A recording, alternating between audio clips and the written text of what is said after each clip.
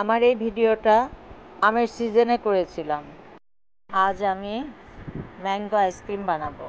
আমগুলি আমি ধুয়ে নিয়েছি। তারপর আমের বোটা এইভাবে কেটে নিয়ে আঠিটা তুলে নিব। দুধ, চিনি, ভ্যানিলা এসেন্স জাল করে ঠান্ডা করে আমের মধ্যে ঢেলে দিব। মুখটা বন্ধ করে ফ্রিজে 10-11 ঘন্টা রেখে দেব। এবার ফ্রিজ থেকে আম বের করে বটি দিয়ে আমের খোসা ছিলে নিব।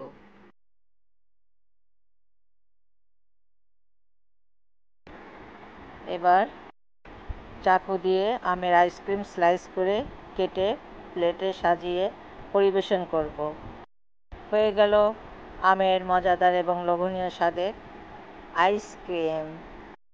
আমের এই আইসক্রিম খেতে খুব মজা, আমিও পছন্দ করি।